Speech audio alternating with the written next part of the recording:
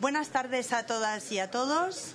Les damos la bienvenida a esta cuarta mesa titulada Diálogo Social y está compuesta por empleadoras y empleadores del sector deportivo. Esta sesión es clave para abordar uno de los pilares fundamentales del ecosistema deportivo, las voces de quienes generan empleo en el sector. Vamos a hacer una pequeña presentación de cada uno de los componentes de la mesa. Empezamos por Raúl Temprano Alonso, es vicepresidente de ANETAE, Asociación Nacional de Empresarios de Turismo Activo y Ecoturismo, y lo ostenta el cargo desde el 2013. Es vicepresidente también de la misma asociación en Castilla y León, licenciado en Filosofía y Letras por la Universidad de León. Cuenta con un MBA, técnico superior en riesgos laborales y un amplio bagaje en el sector del turismo activo, la hostelería, como consultor. Bienvenido, Raúl. A mi izquierda tenemos a Alberto García. Él es el gerente de la Federación Nacional de Empresarios de Instalaciones Deportivas desde el 2016. Compagina con la gerencia de la Fundación España Activa y la Asociación Madrileña de Empresarios de Servicios Deportivos, licenciado en Psicología, fue jugador de baloncesto, es chiquitín, el nene, y que le llevó a ostentar diferentes cargos directivos en el baloncesto español. A mi derecha tenemos a Javier Blanco, rubio. Es desde el 2019, es el presidente de la Asociación Española de Empresarios de Servicios Deportivos a las Administraciones Públicas, director general de BONE, licenciado en Ciencias de la Actividad Física y el Deporte, máster en Gestión de Entidades y Servicios Deportivos y ha realizado diferentes posgrados en Dirección de Recursos Humanos y Empresas. Fue también gerente del Centro Especializado de Alto Rendimiento de Tiro Olímpico, Juan Carlos I, y coordinador del área de deportes, fundador de una cadena de gimnasios low cost.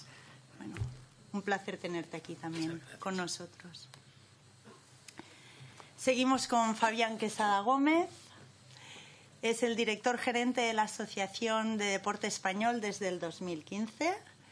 Licenciado en Ciencias de la Actividad Física y el Deporte, máster en Dirección de Organización e Instalaciones Deportivas. Ha ejercitado como profesor también de Educación Física en secundaria. Fundó y gestionó una empresa de gestión de servicios deportivos de salud y de ocio. Y fue director general de deportes de la Junta de Extremadura, entre otros muchos cargos. Gracias por aceptar formar parte de esta mesa. Y con nosotros también está Isabel Pérez Espinosa, gerente de la Confederación de Uniones de Federaciones Autonómicas Deportivas Españolas, licenciada en Derecho por la Universidad de Barcelona y máster en Derecho Deportivo por la Universidad de Lleida. También ha cursado posgrados de liderazgo y habilidades directivas y en desarrollo directivo, empresa, gestión y marketing. Tiene un máster, el máster ya lo he comentado, y fue asesora legal de la Federación Catalana de Vela y muchísimo más, pero no nos vamos a extender, ¿vale? Un placer contar con tu presencia. El marco que nos convoca hoy, vinculada a la nueva ley de ordenaciones, genera un espacio único para reflexionar sobre el impacto que tendrá esta legislación en las dinámicas laborales del deporte. Nuestro objetivo es ofrecer ahora un diálogo abierto que permita identificar las oportunidades y los desafíos desde la perspectiva de las entidades empleadoras. Así pues, les voy a formular una única pregunta y en el mismo orden que hemos hecho la presentación, pues tendréis entre unos 6 o 8 minutitos para responder y después abriremos el turno de palabras. La pregunta es, ¿qué creéis que puede cambiar con esta ley desde vuestro punto de vista, desde vuestras organizaciones, y cuáles son las oportunidades y las amenazas que previsiblemente puede tener esta ley? Entonces, siguiendo el orden de presentación, Raúl. Bueno, pues Pues muchas gracias y de verdad que os transmito el agradecimiento del sector del turismo activo, el ecoturismo y el turismo de naturaleza por invitarnos a este foro. Nosotros tenemos una necesidad muy importante de diálogo con el sector deportivo y creemos que este es el canal. Personalmente, Vicente, te agradezco esta invitación que nos has hecho ahora y en otras ocasiones a compartir con vosotros. Bueno, nosotros representamos a un sector que es el sector de la actividad turística de naturaleza, que es el turismo activo y el ecoturismo. Me da un poco de miedo decir cifras, no os lo voy a negar, porque entonces las he repasado durante la comida y creo que representamos a un sector que tiene aproximadamente unos 70.000 trabajadores, unas 5.000 empresas, de las cuales un 36% están asociadas. Bueno, deciros también que nosotros estamos totalmente de acuerdo con la regulación profesional del deporte. Si en algún momento se ha llegado algún comentario de que el turismo activo está en desacuerdo con el vínculo deportivo, esto no es un comentario oficial organizado del sector. El sector está totalmente de acuerdo con que las titulaciones deportivas, la cualificación deportiva, participe en el turismo activo. Es que lo necesitamos. Es que hay un porcentaje alto de actividades del turismo activo que tienen un alto porcentaje, un alto componente deportivo y la cualificación deportiva, el técnico deportivo, el antiguo licenciado del actual grado, pues sería una respuesta muy interesante para una necesidad que tenemos de empleo y de cualificación. Dicho esto, nosotros hemos pasado una serie de circunstancias en los últimos años muy problemáticas. Todo esto que se ha hablado aquí esta mañana, lo que han dicho los juristas de que a falta de una regulación nacional se han ido haciendo regulaciones autonómicas, se han intentado poner nombre a cosas de una manera no del todo correcta, nos ha afectado directamente. Tienen que entender que en muchas ocasiones se ha hablado en general del turismo activo como un subsector del deporte, directamente. Y esto no es así. Cualquiera que diga que el turismo activo, todo el turismo activo es deporte, es que tiene un desconocimiento total del turismo en general en España y del turismo activo, del turismo de naturaleza y del ecoturismo. A veces en otros foros, en los que hay solo empresarios de turismo activo, tengo una percepción, que es que el empresario de turismo activo cree que el turismo activo es lo que él hace.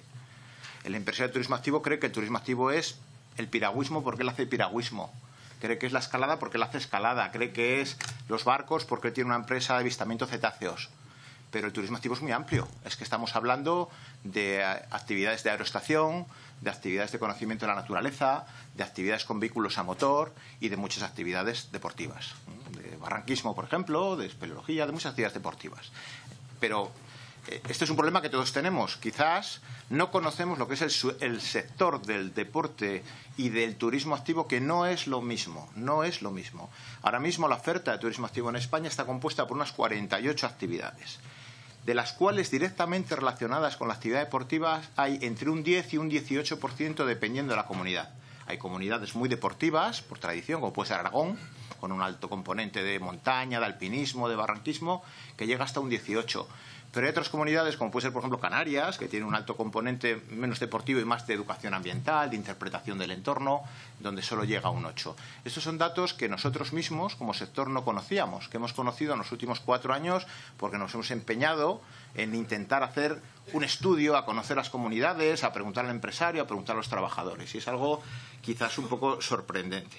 Este es mi principal objetivo hoy, intentar comunicar que el turismo activo no es solamente una actividad deportiva, pero cuidado, la actividad deportiva es muy importante, es un 18% que viene de una tradición muy antigua en España, de actividad deportiva en el medio natural, y que requiere profesionales cualificados, y no los tenemos.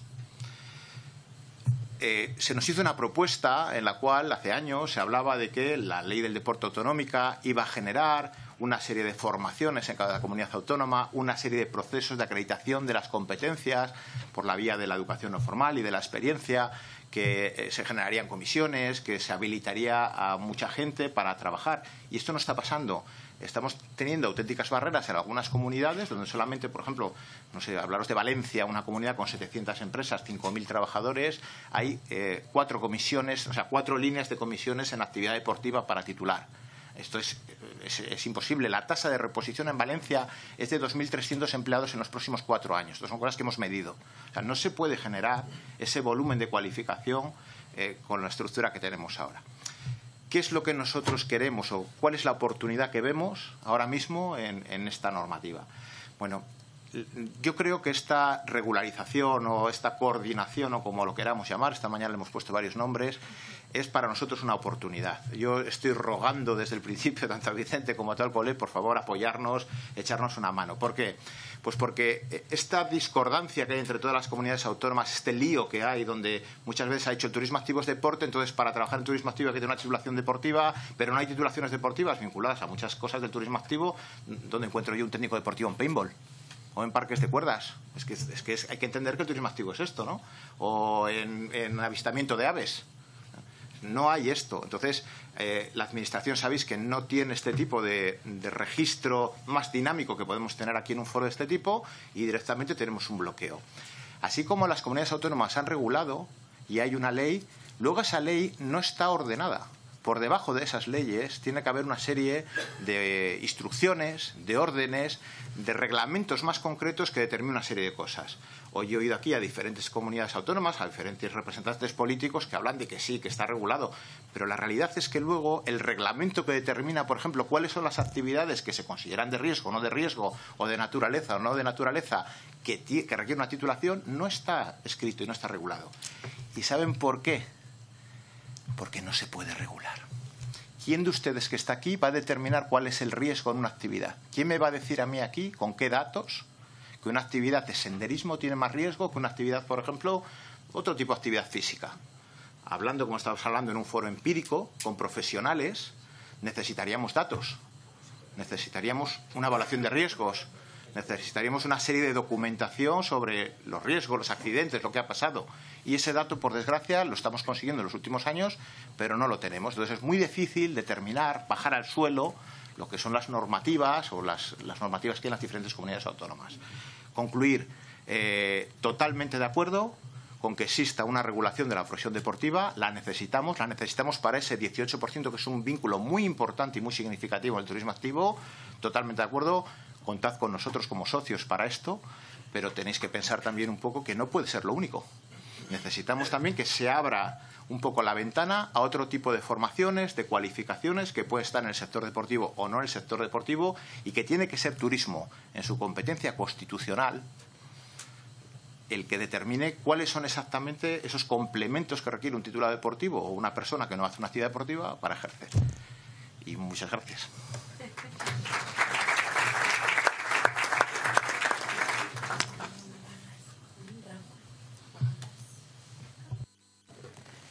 Gracias, Raúl. Pasamos la palabra a Alberto. Buenas tardes. Me uno al agradecimiento por la oportunidad de expresar nuestra opinión y, sobre todo, de escuchar todo lo que hemos ido escuchando esta mañana y lo que nos queda por escuchar esta tarde. Me uno también al temor a decir a lo que representamos.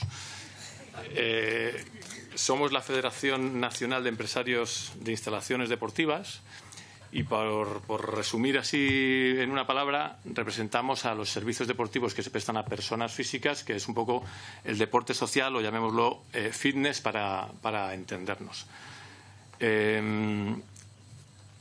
Volviendo al final de la mesa anterior, creo que sí que habría sido interesante que los representantes de la formación profesional hubieran estado aquí, porque no podemos olvidar que la formación profesional es el colectivo más numeroso de los matriculados en enseñanzas deportivas, ¿vale?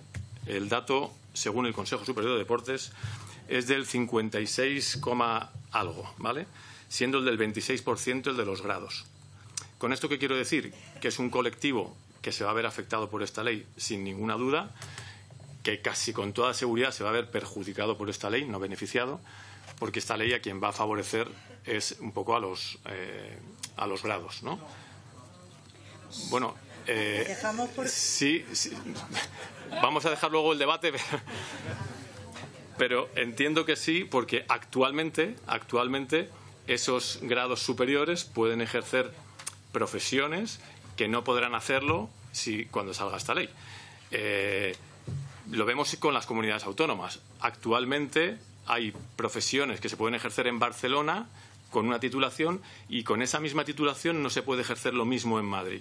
Con lo cual genera un problema realmente de libre mercado y genera un problema de que empresas que tengan gimnasios e instalaciones en Madrid o en Barcelona, y digo Madrid o Barcelona, como puedo decir Guadalajara y Alcalá de Henares, pues no se puede ejercer de la misma forma en un sitio que en otro, lo cual ahora mismo eso genera un problema. Las opiniones que aquí vamos a manifestar nosotros, lógicamente, se basan en el preámbulo que conocemos de hace muchos meses, ¿vale? O sea, nosotros no hemos tenido acceso al anteproyecto último, si lo hay, y el anteproyecto que conocemos es de hace mucho tiempo, ¿vale? Ese anteproyecto tenía un preámbulo en el que se basaba en la precariedad de los servicios deportivos y lo inseguro que eran los servicios deportivos. Y hablaba de un estudio de Valencia de no sé qué año, que si luego entrabas en él te dabas cuenta de que las lesiones que se provocaban en las disciplinas deportivas que se imparten en los gimnasios, en el fitness, eran del 0,00 algo, ¿vale? Y esto es un dato. Las lesiones donde se producen es en los deportes de contacto, y no tampoco por una mala praxis, o sea, no estoy, digamos, criticando a los entrenadores, sino porque el deporte de contacto, lógicamente, provoca más o tiene más riesgos de provocar esas lesiones, ¿vale? Con respecto a la pregunta de lo positivo y lo negativo, creo que lo positivo, y empiezo por lo positivo porque para nosotros es más breve, es que se pueda armonizar lo que acabo de decir, que se pueda armonizar todas estas leyes autonómicas para que no exista este problema de que una persona pueda ejercer en Barcelona y no ejercer en Madrid. Y ahora mismo ocurre.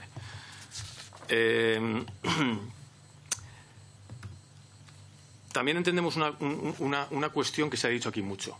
Se habla del interés general.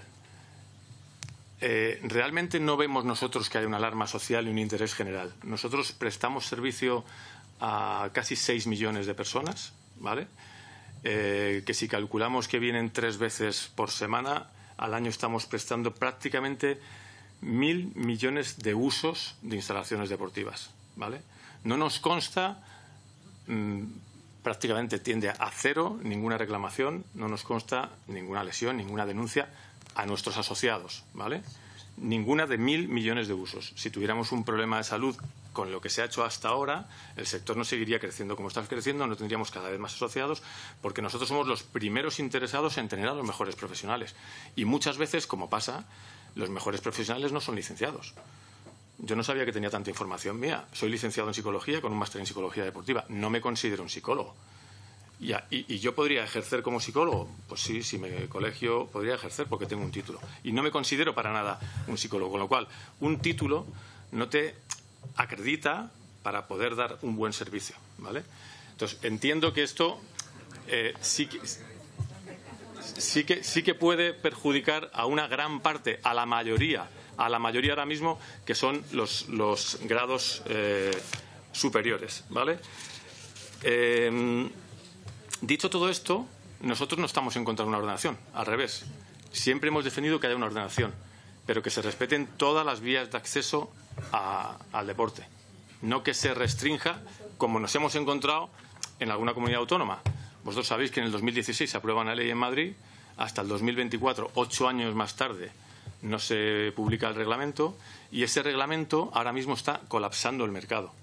¿Por qué? Porque no reconoce, por ejemplo, antigüedad, solo reconoce la antigüedad previa a 2016. O sea, aquella persona que haya entrado con un certificado en el 2017 no va a poder seguir desarrollando lo que podía desarrollar hasta ahora, porque no se le reconoce esa antigüedad ni esa experiencia durante 8 años. Pues eso va a expulsar a personas del mercado de trabajo. Y yo creo que eso tampoco lo podemos permitir. Pero insisto, estamos a favor de que haya una ordenación y que todas las personas que trabajen en nuestro sector tengan una cualificación. Pero insisto también en que se tiene que respetar todas las vías de acceso. Y en cuanto a la reserva de actividad, y con esto termino, creo que sería importante que la reserva de actividad esté realmente justificada. Hablamos de símil médicos, hablamos de otro tipo de comparativas, pero realmente esta ley, el sistema federado y las enseñanzas especiales no les va a afectar. Esta ley al sistema educativo, donde se practica educación física con menores de edad, tampoco les va a afectar y va a seguir como hasta ahora. Entonces, da la sensación de que esta ley a quien va a afectar es al sector del fitness, que es donde más empleo hay, que es donde más usuarios hay y donde se presta un servicio más básico. Entonces, entiendo que si queremos realmente reservar la actividad para lo complejo, no se debe empezar por lo básico. Entonces, lógicamente, la postura de FNAID a los anteproyectos que conocemos es absolutamente contraria, porque consideramos que está perjudicando a la empleabilidad del sector y que está, digamos, empeorando el desarrollo del mismo. Y aquí me quedo. Gracias.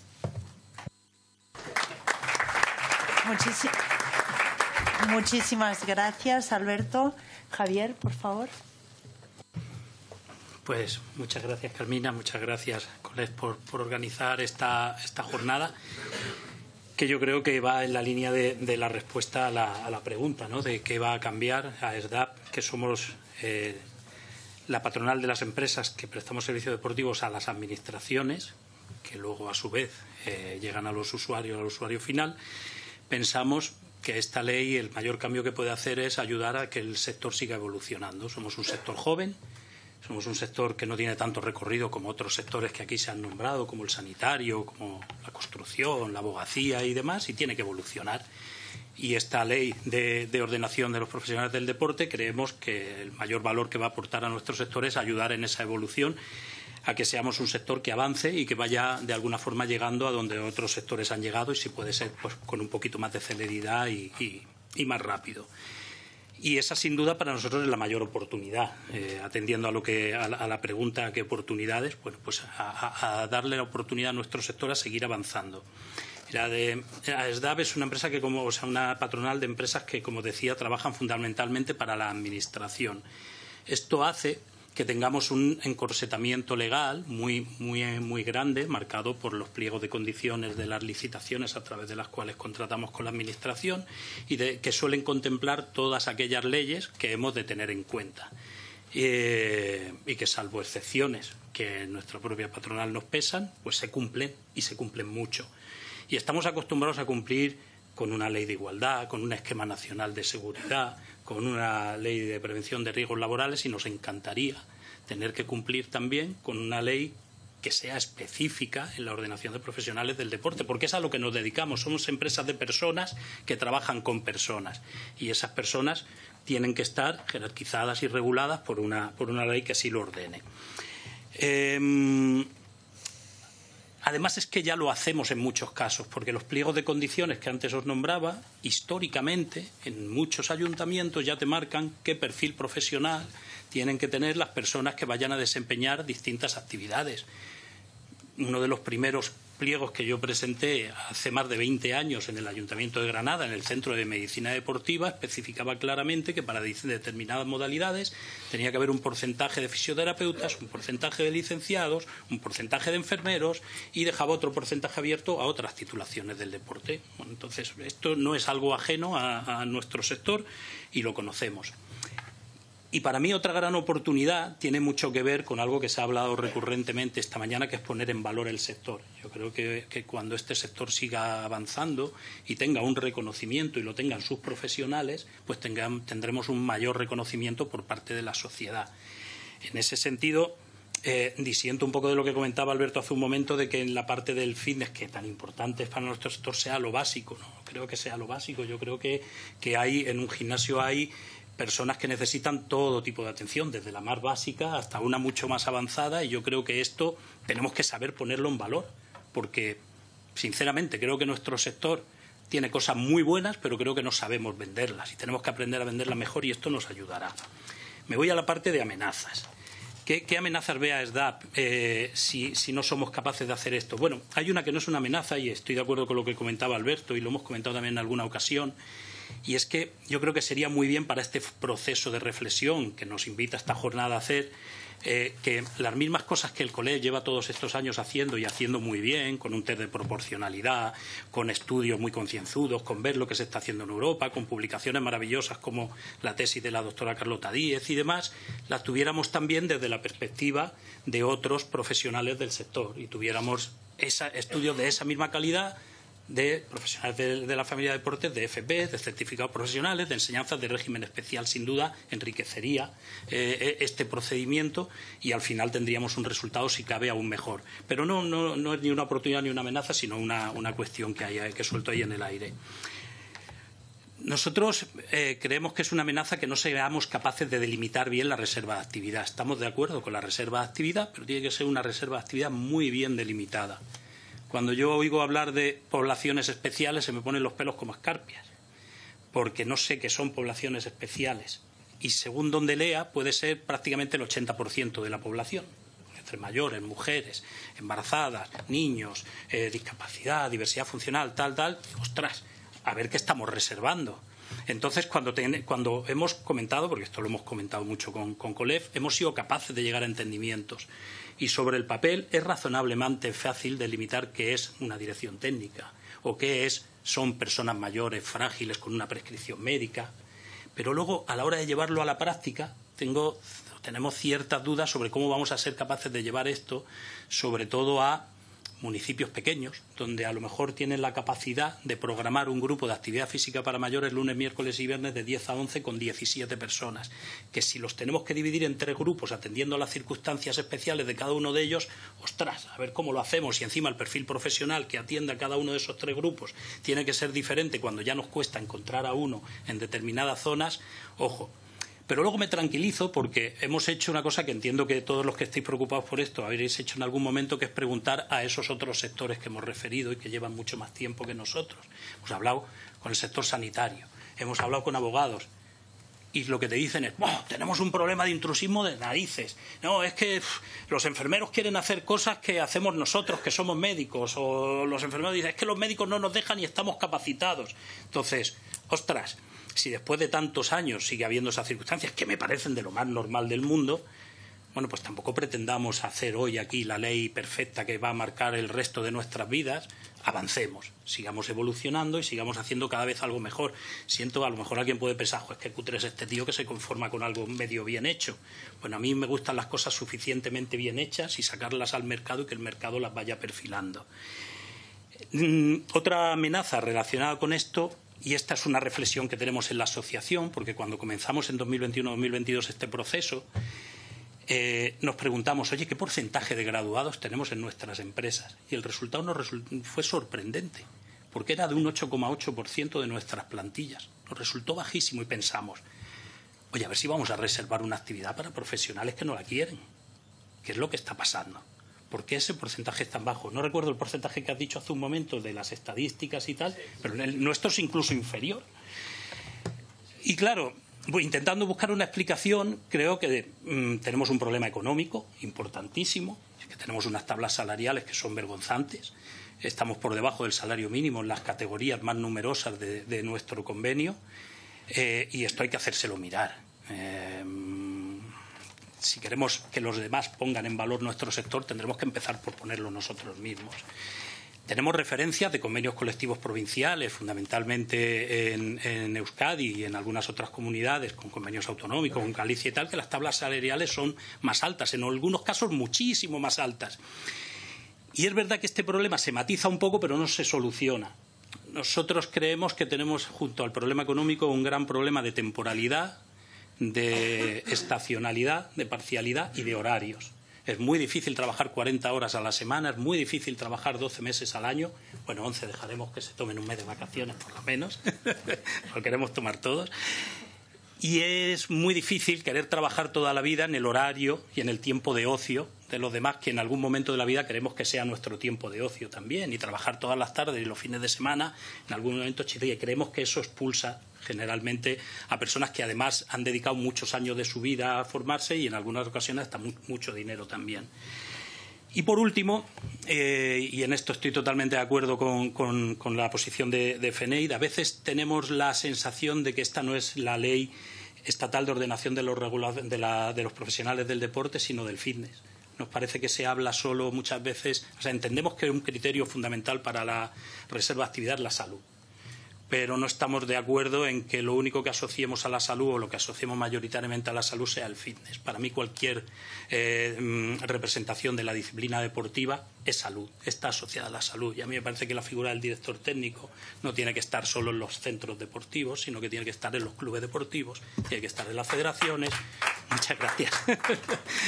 tiene que estar en todas partes y las distintas vertientes que se hagan. Entonces, Nuestra asociación estará encantada de apoyar una ley que tenga en cuenta el amplio espectro que supone el fenómeno deportivo, porque las connotaciones de salud, de educación, de ocio, de diversión y demás están en todas las modalidades. Esa es nuestra posición. Muchísimas gracias. Fabián. Bueno, muchas gracias a todos y a todas.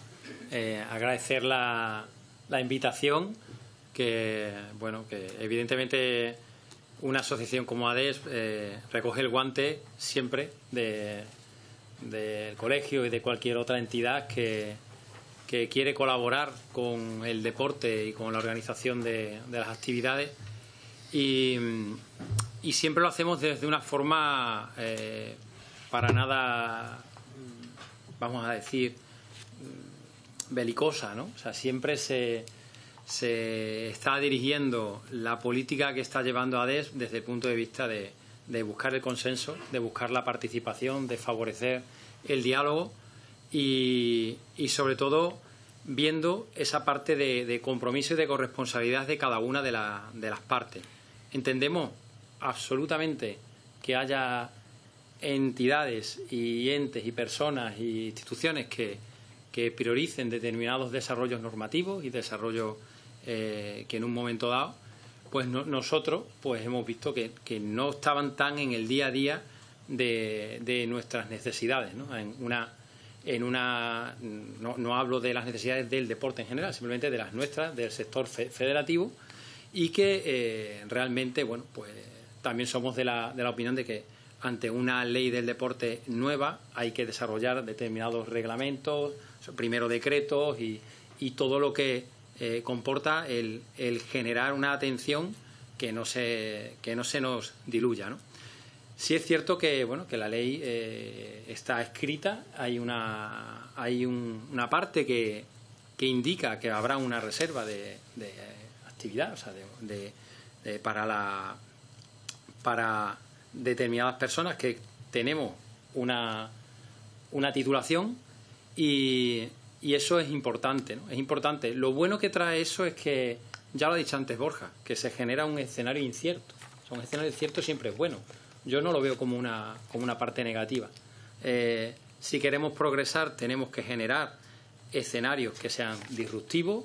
El deporte tiene esa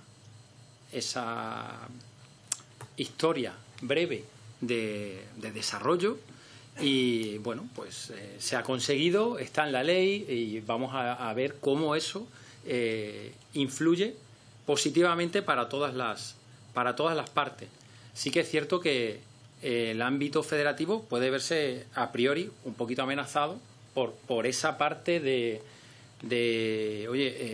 es que vamos a hacer una reserva para determinados perfiles y queremos que estén en el alto rendimiento y no sabemos muy bien cómo va a desarrollarse, ¿vale? También queremos que estén en los clubes y queremos que estén en las federaciones, en un ámbito de las direcciones técnicas y tal.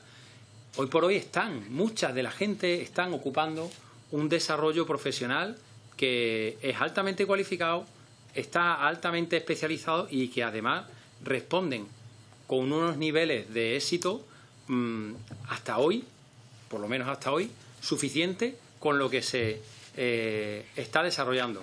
Sí que es cierto que todos los sectores tienen un desarrollo normativo y todos los sectores tienen momentos en los que la incertidumbre pues da lugar a una crisis da lugar a unas oportunidades. Esas oportunidades, como hemos dicho, pues surgen de esas actitudes que tengamos los representantes de las distintas organizaciones. Me consta que la actitud del COLEF es absolutamente constructiva en todo lo que tiene que ver con lo que nos han ido proponiendo y en todo momento. Pero aún así, eso no quita que determinadas personas de nuestras organizaciones sientan que hay que andarse con un poquito de cautela. Nosotros, en un primer momento, no es una ley no es un desarrollo de la ley que lo vayamos a proponer y lo vayamos a motivar y lo vayamos a impulsar, porque no forma parte de nuestras prioridades, pero sí que vamos a estar, evidentemente, intentando ver cómo eso no colisiona con, pues con las distintas líneas de trabajo que se están impulsando desde nuestra organización, que es fortalecer las federaciones, continuar con las formaciones que se vienen desarrollando y que están aportando distintos niveles de especialización, y luego sí que vamos a seguir protegiendo el que nuestros profesionales no se vean excluidos en las determinadas negociaciones, posibilidades, desarrollos que vengan a posterior. Que se incrementen los costes y la burocracia y todo lo que conlleva una ley que nace con muy buena voluntad, pero que no tiene una dotación económica que digamos, oye, vamos a hacer esto para actualizar, reformar, generar unas líneas de trabajo que sirvan para todas estas cosas, ¿no? No se puede aplicar el café para todo porque la desigualdad territorial es grande en nuestro país. No es posible, hoy hemos escuchado 5 comunidades autónomas, algunas hemos hablado luego en otro foro, cada una tiene unas velocidades, cada una tiene unas tareas en cuanto a la promoción deportiva y sobre todo una singularidad. No es lo mismo, y nos consta, cuando nosotros representamos a 64 federaciones y hablamos de sus formas de promoción deportiva, la casuística de federaciones muy poco potentes, con muy poca estructura y que buscan que su deporte se desarrolle en núcleos de población minúsculos. Hemos hablado esta mañana que hay 8.000 y pico núcleos de población, municipios, no sé si lo ha dicho alguien, y sí que es cierto que, bueno, somos 46 millones de personas. El núcleo medio de población son 5.600 personas.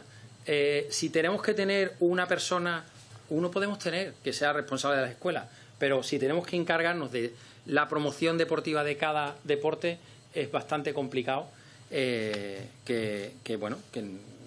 no tengamos que depender de esa formación que en un primer momento estuvo en manos de voluntarios, de padres, de madres, de tal. Ahora tenemos los títulos de técnicos deportivos y afortunadamente se está promocionando el deporte en nuestro país gracias a esto, ¿no? Yo sí que veo que una reserva de actividad puede influir en esas funciones, en esa pérdida de oportunidades laborales si no se hace acompasadamente, si rompemos algo que funciona. O sea, ya lo ha dicho antes José Carlos, creo que lo ha dicho, no romper algo que funciona. Y sobre todo que hay una cosa que tenemos que tener en cuenta, y esto sí que lo digo cerrando todos los apuntes. Nos falta la gente de sanidad, nos falta la gente de la política, lo ha dicho Gorka, tenemos que empoderarnos la gente del deporte en la política para que nos hagan caso. Que nosotros estemos aquí hablando que si somos galgos o si somos podenco, mientras no ampliemos la base de practicantes, la importancia que tiene el deporte y la industria en la sociedad, las regulaciones al final pueden generar conflictos entre nosotros y cuando la verdadera conquista está en hacer que nuestro sector crezca y que tenga una reputación que sea pues un axioma, que nos compren que verdaderamente el deporte tiene que tener mayor presupuesto, mayores capacidades, mayor formación y sobre todo mayor consideración en todas estas entidades locales que muchas veces sacan los contratos como los sacan y hacen determinadas cosas que son aberraciones. Entonces, bueno, vamos a intentar entendernos todos y sobre todo esta mesa yo creo que tiene que servir para que empecemos a hablar, empecemos a ver hacia dónde podemos caminar, pero que sepáis cuál es nuestro punto de vista federativo. Muchas gracias. Muchísimas gracias, Fabián. Y ahora, por último, Isabel, por favor. ¿Qué tal? Buenas tardes. Déjame empezar agradeciendo al COLEF y la generosidad de invitar, que yo entiendo que esta es la mesa a lo mejor menos cómoda de todas, pero gracias por la oportunidad de explicarnos. CUFADE, para ubicaros un poco, antes me presentabas como la gerente, déjame... Es culpa nuestra porque no te lo hemos dicho, CUFADE es muy coral y tiene un secretario general gerente que de hecho es Castilla y León. Yo vengo por delegación de él, de hecho yo soy de la Unión de Federaciones Catalanas que forma parte de CUFADE y viene a representar eso, el deporte autonómico, el deporte federado autonómico que le llamamos el deporte base, son 850 federaciones autonómicas alrededor, ¿vale? Para contestar las oportunidades o las amenazas de esta nueva normativa, de esta nueva ley, quería compartir con vosotros algunas, yo creo, conclusiones que he ido pudiendo sacar de la jornada de hoy, ¿no? Hoy para ubicarnos, yo sí que me atreveré también con cifras.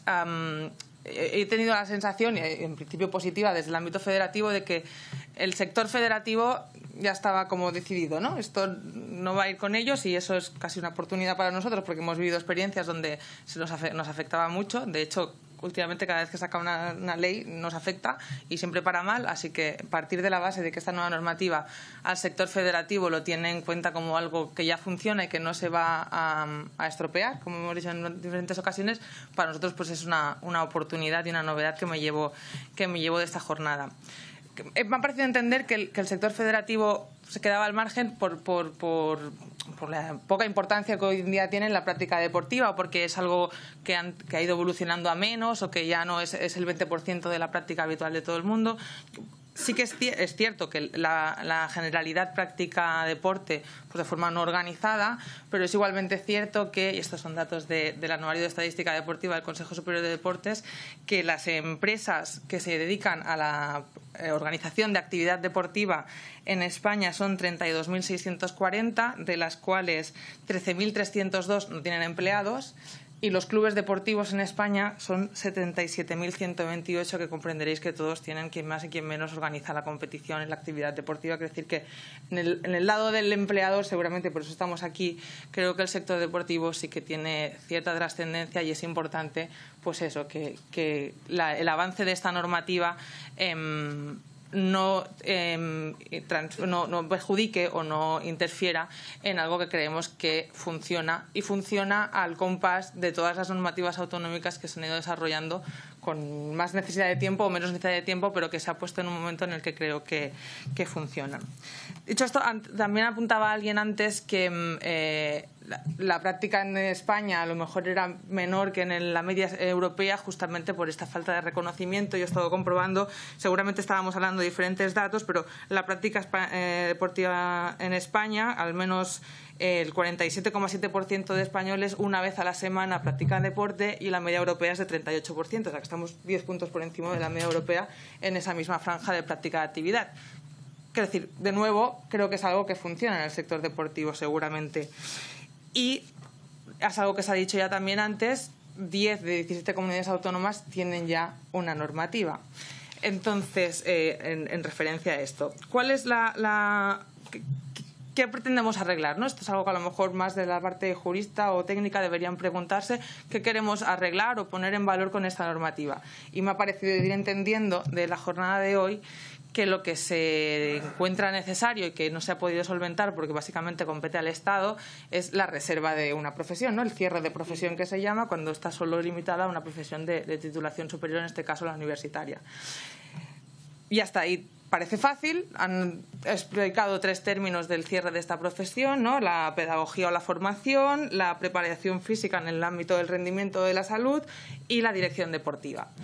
Y yo creo que ahí es cuando el debate debería empezar a entrar en detalle, blanco sobre negro que decimos, y hablar de si ahí es donde corremos riesgos otros sectores que funcionamos en paralelo a que esta normativa pueda entrar en colisión con nosotros. Porque, y a título de ejemplo, sin intentar sentar nada por concluido, en la normativa catalana la dirección, el director deportivo regulado tiene 8 competencias, ¿no? Es la promoción, la dirección, la gestión, la programación, la planificación, la coordinación, el control, la supervisión. De estas 8 competencias, 4 son concurrentes con el entrenador.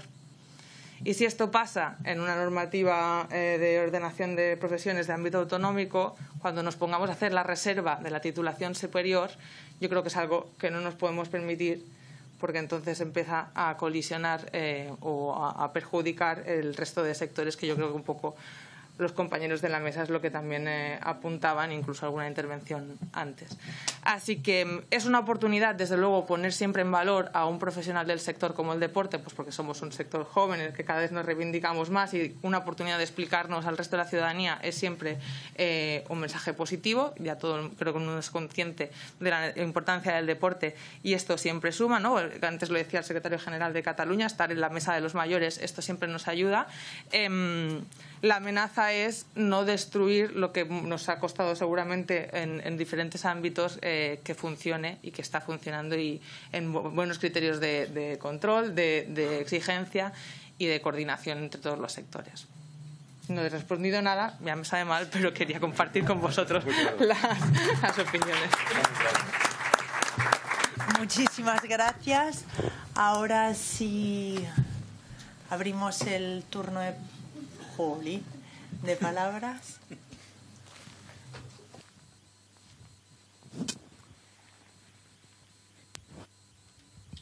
Hola.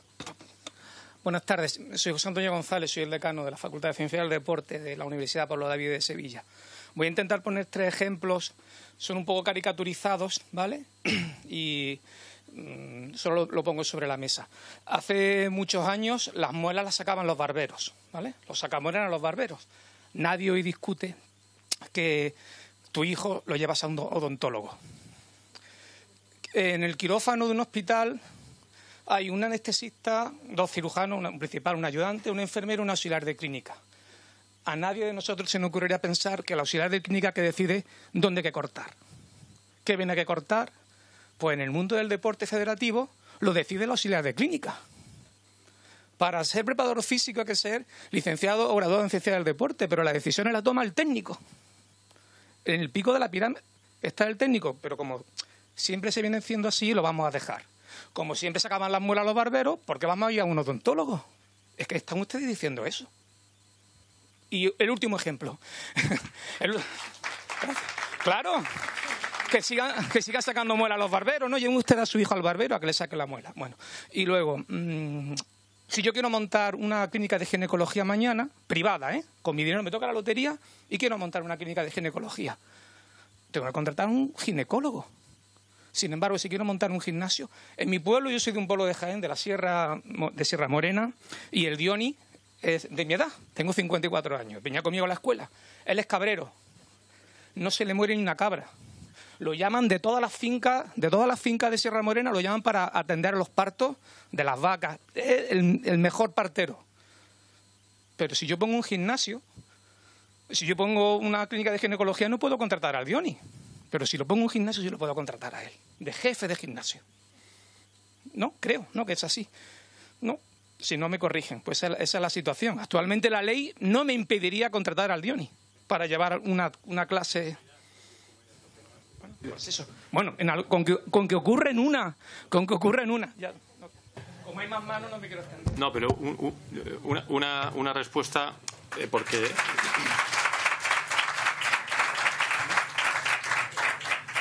Nosotros, hablo por EFNEID, insisto, estamos a favor de una ordenación, ¿vale? No queremos que ningún cabrero esté en un gimnasio. Ninguno. No. Que nosotros estamos a favor de que saquemos una ley adelante para que no haya ningún cabrero.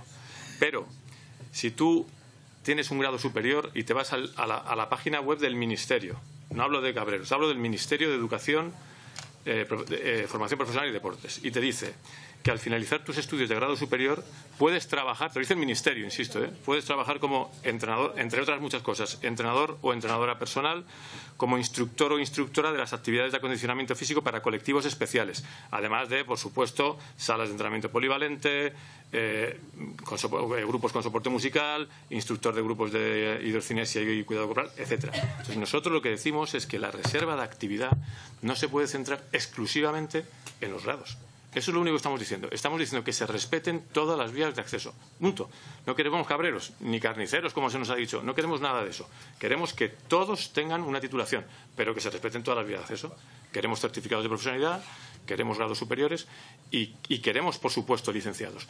Pero es importante saber, con el símil de la sanidad, que en nuestros gimnasios no se opera. Que en nuestros gimnasios no hay un alto rendimiento, no hay una búsqueda de rendimiento, no hay una planificación. No lo hay en un 90%. Oye, en serio, somos nosotros los que estamos con los usuarios. En un 90% la gente viene a practicar deporte. En vez de irse al retiro, se va a correr una cinta. O quiere tonificar porque quiere tener más hombro. O quiere ponerse un poquito más fuerte. Esos son los objetivos. Y hay otro tema que no hemos hablado, que es el tema de los servicios telemáticos. Si vais a un gimnasio, veis que ahora el 80% van con un teléfono móvil, siguiendo al influencer de turno, lo ponen aquí abajo y hacen lo que ven en el vídeo. Y eso, esta ley, por desgracia, por mucho que pretenda controlarlo, tampoco lo va a controlar. Entonces, que quede claro que nosotros no queremos cabreros, que queremos a todo el mundo titulado, pero que se respeten todas las vías de acceso. O sea, que no se provoque un embudo en la empleabilidad del sector. Porque antes lo ha dicho Javier, no sabemos si realmente estamos reservando una actividad para los licenciados, que muchos de ellos, muchos de vosotros, no aspiráis a una sala fitness ni aspiráis al fitness. ¿Por qué? Porque tenéis una preparación superior al grado superior, pero el grado superior la tiene más específica para el fitness y vosotros la tenéis mucho más amplia para otras aspiraciones. Entonces, yo entiendo que se pueda reservar eso para el deporte de alta profesional, o sea, de alto rendimiento. Ahí lo entiendo, pero no pretendamos coger a cualquier persona que viene al sector y que ya un grado superior no pueda atender a esa persona, que nos está pasando en regulaciones autonómicas y que está perjudicando la empleabilidad, que no encontramos trabajadores.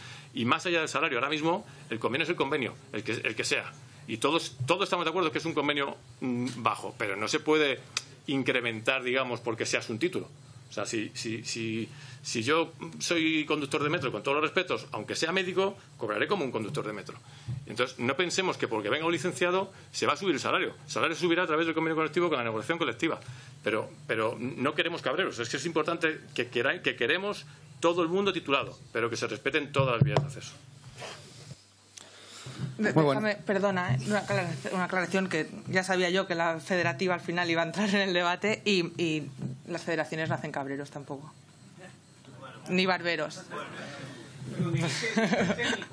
Dirige el técnico, el auxiliar de clínica equivalente es el que toma la decisión. Dirige los directores deportivos de las federaciones. Y, de hecho, muchos de los planes formativos han sido consensuados con las federaciones. Es decir, si las federaciones son entidades suficientemente buenas para colaborar en la elaboración de los planes formativos, no puede ser luego que creamos que hacen cabreros. No. Creo, ¿eh? He dicho que quien dirige el pico de la pirámide en el alto rendimiento es el técnico, no es el licenciado ni el graduado. Es una anomalía, es una aberración. Y repito, es como si en un quirófano o en una obra quien decide dónde van los pilares es el albañil y el arquitecto está por allí mirando. Y en el alto rendimiento de las federaciones quien decide, el head coach, es el técnico, no es el graduado universitario. Eso es lo que he dicho. El ejemplo del cabrero era para cuando tú montas una empresa privada, no hablo de la federación, era que hoy en día en muchas comunidades autónomas no se exige ninguna titulación, ni siquiera de formación profesional. Ni siquiera. En las que no hay ley de regulación es cierto que no. Pero hay alguna, yo puedo montar un gimnasio y contratar a mi amigo. Estamos totalmente en contra. De eso totalmente en contra. A favor de que se regule y de que haya profesores titulados. Pero no de una reserva de actividad como se pretende. ¿Os parece que sigamos? Bueno, pues se ve claramente en la mesa que hay dos tipos de visiones y van muy encaminadas hacia quién se dirigen. Hay una federación de instalaciones deportivas, de empresarios de instalaciones deportivas, y después hay empresas de servicios deportivos. Obviamente, el que prima la instalación, el profesional, le dice poco. El que prima el servicio es el que valora al profesional. Creo que uno de los grandes problemas que tenemos en la profesión es que se ha valorado mucho más la instalación o el envoltorio que finalmente el servicio. Y yo como empresario también, que he sido muchos años, creo que la situación del sector, donde no hemos valorado nunca el servicio, valoramos la cinta, valoramos la televisión que tenemos enfrente de la cinta, los maravillosos vestuarios, pero en pocos centros veo que se ponga el profesional por delante de todo eso y que se cobre en función de ese servicio profesional. Que también es otra anomalía, porque cuando en cualquier otro sector se monta una empresa, imaginemos la clínica de ginecología, no es que tenga que contratar a un ginecólogo, que sí, es que voy a intentar contratar al mejor. ¿Qué pasa en el sector deportivo también? La formación profesional está sobredimensionada, y lo sabemos todos. Y muchas veces se han invadido competencias y tenemos ahí otro problema claro. No, sí, yo obviamente no estoy culpando a la FNI de todo, no estoy diciendo que aquí... Pero bueno, que también lo hemos hablado con el Ministerio y seguiremos hablándolo. Pero que, independientemente, creo que es obvio que un graduado o licenciado siempre va a tener un mayor conocimiento que cualquier técnico, aunque tengan competencias que puedan compartir. Y estoy de acuerdo también con que no aspiramos a estar en los centros fitness, dando clases de actividades dirigidas. Pero, ¿qué centro fitness tiene un director deportivo graduado? Muy pocos, al que se lo piden o al que se lo exigen. ¿Vale? Yo muy rápido, agradeciendo la reflexión. A ver, yo en este caso tengo que echar aquí un capote a los compañeros de FENEIP, porque yo los centros deportivos que conozco, que son muchos, ostras, sí que priman mucho la figura de sus profesionales. En cualquier encuesta de satisfacción que hagas, generalmente lo que más van a valorar va a ser al personal y lo que menos van a valorar va a ser la limpieza, las instalaciones, la maquinaria y demás. Es verdad que el espectro de centros deportivos privados es enorme y hay de todos los tamaños y de todos los colores y, por supuesto, habrá profesionales de todo tipo. Pero bueno, yo que miro con mucho interés lo que se hace, porque las empresas de servicios deportivos aprendemos mucho del sector del fitness, que queramos que no nos llevan un recorrido. Pienso que se valoran mucho y muy bien. Es verdad que luego no estamos de acuerdo, como habéis visto, en ciertos matices, sobre todo en las vías de acceso y demás. Nosotros creemos que sí que tiene que haber una diferenciación entre las funciones de cada uno, pero bueno, no sé, creo que tiene un pequeño matiz eso que comentaba. Javier, ¿quién tiene ahora? Sí. Eva, después hay uno ya y uno Vale, al fondo. la preguntaba para Alberto. Bueno, ya nos conocemos y...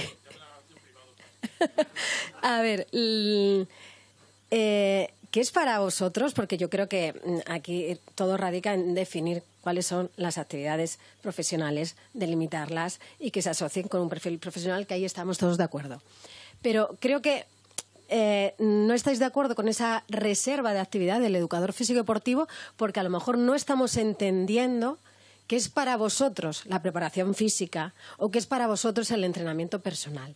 ¿Qué es para ti el entrenamiento personal? Porque antes, cuando has empezado a hablar diciendo que en el sector fitness solo se piden acondicionamiento físico básico o cosas básicas y que realmente, pues no sé, que si alguien quiere desarrollar hombro, ¿qué es desarrollar hombro, Alberto? No exige una planificación ni una valoración previa para saber qué es eso. Porque... Pues no, simplemente... Yo te devolvería la pregunta. No, te lo explico y por qué. Porque nosotros cuando decimos lo de... No, para acondicionamiento físico básico o acondicionamiento físico complejo, ¿qué es eso? O sea, ¿cómo se delimita? En ninguna de las leyes de regulación autonómicas se ha delimitado ni se ha especificado. Nadie sabe exactamente lo que es. ¿Qué es un entrenamiento personal? El otro día una subdirección general nos decía no, si es individualmente... El entrenamiento ya es entrenamiento personal. Si hay dos personas, el mismo entrenamiento ya no es entrenamiento personal. Decía, pero vamos a ver, eso no puede ser. Entiendo que eso no puede ser así, pero es que hay leyes que han regulado así. Si tú te diriges a 2 o 3 personas, puedes tener una titulación. Si es a una única persona, el mismo entrenamiento ya no es ya es un entrenamiento personal, ya tienes que ser un licenciado graduado. Entonces, a nosotros son los que necesitamos que se nos explique qué es un acondicionamiento físico complejo o qué es básico o qué se requiere. Porque lo que nosotros decimos es que nuestros usuarios, que es el deporte social, el deporte de todo deporte es salud, ¿no? Pero el deporte del bienestar, que la gente viene pues a hacer ejercicio, ¿vale? No vienen, no compiten, no buscan rendimientos, no tienen unos objetivos, digamos eso, de necesitar planificar o buscar un rendimiento en el momento de la temporada. No, vienen a practicar deporte como el que va a hacerlo al retiro o va a hacerlo por libre o va para jugar un partido de pádel, pues vienen así. Muchas veces no requieren ni nuestros servicios y nosotros intentamos asesorar a las personas. Entonces, ¿qué es complejo? ¿Qué es, sabes? Lo que no queremos es que, insisto, en que la empleabilidad se genere un embudo y que nosotros no podamos encontrar personas para trabajar. Entonces, o sea, nos lo tenéis que explicar vosotros, que sois los que entendéis de estas cosas. Sí, por eso creo que esta mañana estábamos hablando y creo que en la mesa 2 también Fernando del Villar ha comentado la diferencia, o sea, esa planificación, esa adaptación, ese diseño y esa adaptación, ¿vale? Pero previo tiene que haber una valoración de la condición física, ¿vale? Pues eso, perdona un segundo, lo quieren un 10% de nuestros usuarios. Los usuarios entran y no quieren ni que les planifiquen ni que les hagan, quieren entrenar. Sí, pero en sala, cuando una persona entra en sala... Es que es lo que quiere la gente, digo, que esa es la realidad. Cuando una persona entra en sala, que es ibuprofeno para todos. Es que es más profundo, es más... Por eso. Damos dos turnos más de palabra y ya... Yo solo digo que tenéis que ser capaces de transmitirnos esa complejidad, porque el mundo lo desconoce, solo lo conocéis vosotros. Entonces es imposible que... Buenas tardes. Hola, ¿qué tal? Aquí sigo, escuchando. Me repito en el agradecimiento tanto al Consejo como a los y a las asistentes, a los miembros de la mesa, que en general me llevo una grata y satisfactoria impresión y se lo agradezco un montón, la verdad, así da gusto. Sin embargo, creo que podemos seguir aclarando algunos términos, porque de nuevo se hacen afirmaciones en base a opiniones personales. Afirmaciones que queremos hacerlas pasar por datos. Hay diferencia entre los datos y las opiniones personales. Entonces, se nos dice que no hay reclamaciones. Y como no hay reclamaciones está todo bien. Bien, de ahí tendríamos que entender que nadie nace sabido y que la población no tiene por qué saber si lo que es bueno o lo que no es, si quiere o no una valoración, si le hace falta o no. Eso tendrá que ser un educador o educadora físico-deportivo que dé el nombre. Tenemos que formar a la gente en la importancia y, como muy bien decía otro componente de la mesa, la importancia de nuestra labor y que somos necesarias y necesarios. Entonces, como no nacen sabido, no saben cuándo tienen que poner una reclamación, no saben si el dolor que tiene de la zona lumbar es por el ejercicio que han hecho, no saben si el dolor que le está empezando en la zona interna de la rodilla es por eso, no saben si el cansancio que tienen de las últimas semanas para acá es porque se están metiendo unas palizas de la leche. No, si a mí me han dicho que el ejercicio es bueno, no puede ser por eso. Entonces, alinear y establecer como relación causal, que no casual, que no son iguales, el no tener reclamaciones con que las cosas van bien, permítanme que lo dude, porque no es así, no tiene por qué ser así. Y por otro lado, se ha dicho que y eso me lleva a la segunda, y creo que la importante, el kit de la cuestión, que desde el principio, desde la primera intervención, se nos ha dicho que la ley de regulación o de la ordenación de las profesiones va a intentar regular lo de arriba, los directores técnicos, la preparación física, la educación física, en una instalación deportiva. Y por suerte estoy en contacto con las instalaciones deportivas. No somos un ente separado, porque también se habla como, es que vosotros no sabéis, es que vosotros no estáis. No, sí estamos. Formo a futuros empleados, me los encuentro luego cuando voy a... Y por cierto, lo que me dicen es que se paga fatal en general, más que nada. Quizá por eso también la rotación es alta, pero bueno. Gente a la que he formado yo. Entonces, se dice que lo básico o que es básico lo que se hace en las instalaciones deportivas o en las salas fitness, y para nada es básico cuando tienes que prescribir y supervisar un programa de entrenamiento para una persona, por ejemplo, con reticencia a la práctica deportiva, que le va a costar. Hay que necesites pedagogía y metodología, cosas que se ven en el grado. O con una hipertensión arterial, para lo que necesitas saber fisiología, tanto humana como aplicada al ejercicio. O, por ejemplo, con un menisco roto o con una hernia discal, para lo cual necesitas saber un mínimo de anatomía. Que sé que se da también en TAFAT, digo TAFAT, actual TSEAS, que también he sido profesora de TAFAT, pero no lo suficiente como para andar. Entonces, que sea básico lo que se hace en las salas fitness, igual, permítanme dudarlo. Si hay muchísima gente con problemas. Pero, de nuevo, es que lo que se pretende regular con esta ley estatal sería lo equivalente a director técnico. Es decir, que esos TSEAS, esos certificados de profesionalidad, podrían seguir entrando perfectamente en las salas, porque tienen su hueco, tienen su cabida. Entonces, creo que las opiniones que al final se basan en miedos personales o de lo que estamos en nuestro entorno cercano, deberíamos analizarlo con más sosiego. Es decir, bueno, ¿realmente me va a perjudicar o no? Porque, honestamente, con lo que se ha dicho aquí hoy, creo que no va a perjudicar para nada que haya ciertas profesiones que se regulen como es debido, simplemente. Raúl quería responder y luego damos el último. Javier, Raúl responde. No sé si soy la persona más capacitada para contestar a esta alegación tan importante que has hecho, pero hay una cosa que me duele en el alma. ¿Ustedes creen que se paga poco en España en general? Porque es que no hay gente para nada. Es que no hay gente para nada. O sea, el único problema de que no haya empleo, de que la tasa de reposición en España es muy alta, el único problema es lo que nos dijo el presidente americano, que pagamos poco. ¿Qué está pasando aquí? ¿De verdad ustedes, que hablan de datos, como se ha expuesto aquí, ¿no? Datos, evidencia empírica, creen que el único problema ahí es pagar?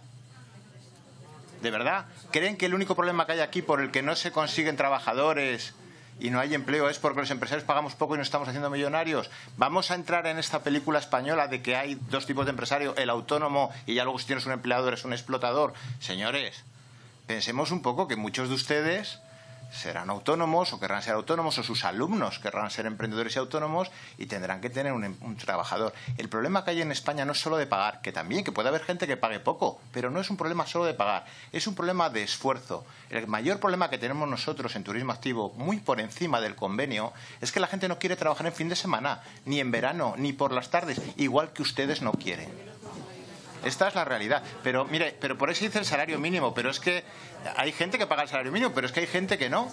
Es que en el turismo, ahora mismo estamos dando un salario muy por encima del convenio y se está dando alojamiento y hay ya un auténtico problema para encontrar perfiles.